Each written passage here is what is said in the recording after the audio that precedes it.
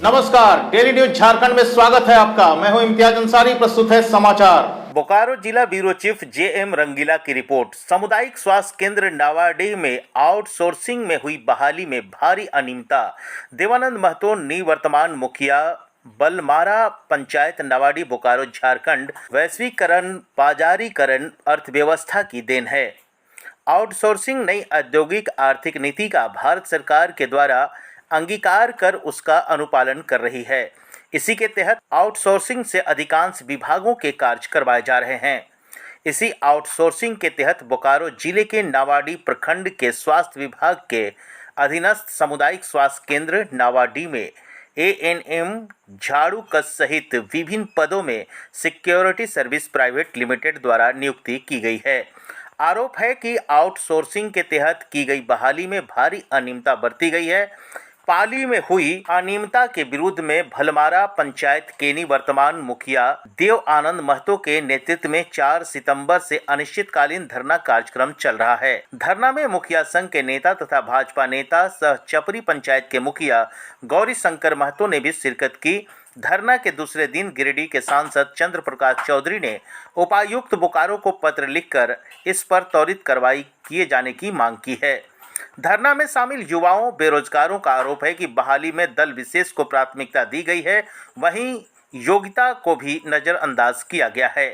देखना यह है कि बोकारो के उपायुक्त इस अनियमितता की शिकायत पर क्या कार्रवाई करते हैं। नमस्कार मित्रों, डेली न्यूज झारखंड में आपका स्वागत है। बोकारो जिले के नावाडीह प्रखंड के सामुदायिक स्वास्थ्य केंद्र के बाहर बलमारा पंचायत के मुखिया देवानंद महतो के नेतृत्व में बहुत सारे लोग अनिश्चितकालीन धरना पर बैठे हैं। तो आइए हम मुखिया देवानंद महतो से एक बातचीत करते हैं।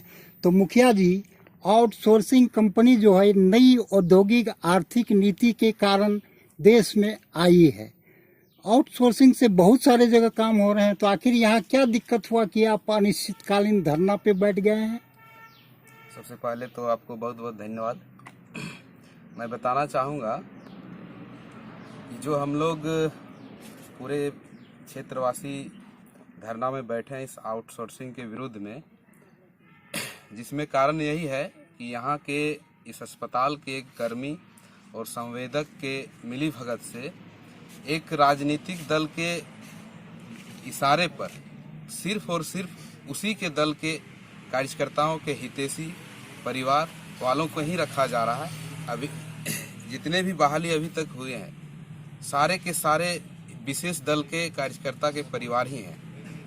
मुख्य मुद्दा विरोध मेरा यही है कि इसको राजनीतिक से हट के इस क्षेत्र में जो भी कैपेबल पर्सन है, एलिजिबल पर्सन है, जो भी लड़के हैं, सबको इसमें सहभागिता मिले और कंपनी जो चोरी चुके बहाली ले रही है उसको लोकल न्यूज में इश्तेहार देते हुए इसमें पारदर्शिता लाए। यही हम लोग का मांग है। और कम से कम हमारे पंचायत में ये हॉस्पिटल अवस्थित है, तो इस क्षेत्र को के लोगों को कुछ प्राथमिकता मिले। यानी कि इसकी बहाली के लिए ना तो कोई इश्तेहार जारी किया गया, ना कोई विज्ञापन जारी किया गया। आपका एक विरोध ये है। दूसरी बात ये है कि जिन लोगों की बहाली हुई है वो बाहर के हैं क्या, या इसी प्रखंड के हैं?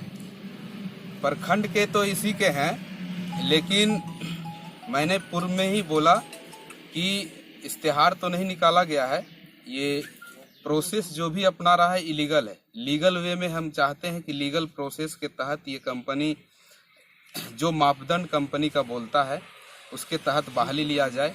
और प्रखंड के ही हैं, मेरे ही प्रखंड के सारे कर्मी हैं, लेकिन मैंने बोला आपको पूर्व में ही कि विशेष दल के लोगों को ही सिर्फ लिया जा रहा है।